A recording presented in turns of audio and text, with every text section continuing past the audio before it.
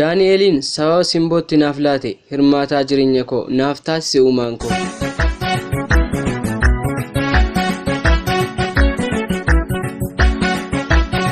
Ani maqaan koo Caaltuu Mootummaan jedhama. Bakki dhaloota koo magaalaa Naqamtee yommuu ta'u, asuma magaalaa Naqamtee keessa anaaf obboleettiin koo Simboon waliin mana warra keenyaa teenyee hojii mootummaa hojjenna. Jaalalli anaaf ishee waliif qabnu kan obbolummaa qofaa hin fakkaatu.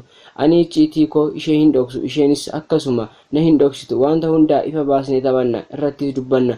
Obboleettii koo Simboon amala cimaa tokko qabdi. Innis sooressaa fi hiyyeessa ija tokkoon hin ilaaltu. Guyyaa tokko garuu jaalallee bareedaa tokko calluma jedhee kan ofitti nama saawwu waliin jaalala jalqabde. Ani isheen jaalala jalqabuu isheetti baay'ee gammadeefira. Garuu maal godhaa? Jaalalleen ishee kun hiyyeessa waan ta'eef iddoo hin laattuufi. Maqaan jaalallee ishee kanaa Daani'el Gulummaa jedhama. Daani'el kana jedhee ibsuun hin danda'uuni bareedina isaa. Garuu wanti bareedaa jedhamu hundi isuma natti fakkaata. Jaalallee obboleettii koo ta'uusaatti gammadeera. Sababaan gammachuu ishee yaalladhuuf adeemsa keessa obboleettiin koo Simboon Daani'eliin humnaa ol tuffachaa dhufte. Kan inni galu mana kireeffatee waan ta'eef akkasumas miindaa inni ji'aan argatu illee xiqqoo ta'uusaa irraan kan ka'e yeroo laachuuf dhiiste isaaf. Ani eegoo ishee ta'een yeroo hundaa nan ishee gorsa. Daani'eliin seeraan akka qabachuu qabdu. Isheen garuu hiyyeessa kana akkamittiin akka tole jedheefitu gaaffee natti ta'anaan jette. Inni Simboof lubbuu isaa dhaba. Onnee isaan kan jaallate waan ta'eef isarraa ni mul'ata jaalalli inni isheef qabu. Simboo waliin yeroo walitti bu'an illee natti hima. Anis waan hin godhu godheen isaan araarsa. Haaluma kanaan osoo jirru Simboon hiriyyaa Daani'el kan biyya alaatii dhufe faana walitti dhufeenya uumuu jalqabde. Osuma jettu immoo sababa qarshii qabu qofaaf isan jaalladhe jettee icciitii dur na dhoksuu hin beekne na dhoksuu jalqabde. Adeemsa keessa anaaf isheen yaadaan walii galuu dinne. Daani'el irratti akkas raawwachuun ishee humnaa ol na gube. Irraa deebii jedheen gorsee dadhabe. Isheen nama gurra qabu naa ta'uu hin dandeenye. Simboo lakki akkasiin godhiin hiriyoota lamaan adda baasta jedheen ture. Na dhaga'uuf garuu fedha hin qabdu. Faallaa isaa hiyyeessi faayidaa hin qabu sooressa malee naan jetti.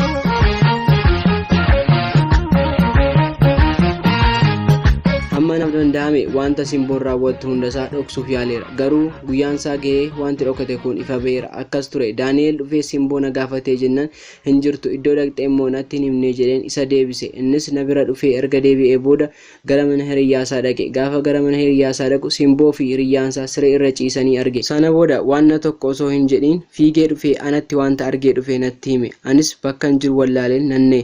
Innis aariidhaan jechoota hedduu darbatee sokke ana garaan na gadduu jalqabe.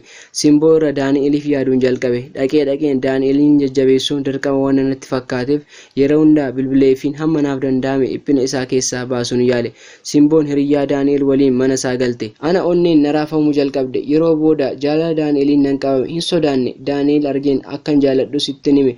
Akka Simboo si hin godhu jedheen itti dubbadhe. Daani'el naasuu hin jirre nahee na dhiisee sokke. Itti himuu kootti gammadeen na dhiisee deemuusaatti garuu nan aare. Egaa guyyoonni erga darbanii booda Simboon hiriyyaa Daani'el faana walitti buutee dhufte. Daani'el immoo mana keenya dhufee osoo lama taanee teenyu. Sana booda Simboon akka agarteen fiigdee miila isaatti kufte. Ifa manaa godhi jettee innis rakkoo hin qabu ishee ol kaasee jilba isaa jalaa.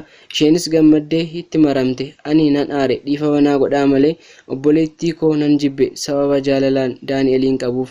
Garuu hunduu akkan yaade hin turre. Daani'el Simboo ol kaasee ishee bira darbee sin jaalladha. Wanta ani qabu faana kan na waliin ture jalqaba sarraa kate si waan na taate fireen koo si dhanaan jennaan kanan gannata galenetti fakkaate nan gammade. Isa waliinis baheen deeme. Jireenya koo isa waliin gaggeeffachuuf obboleettii koo dhiisee hin bahe.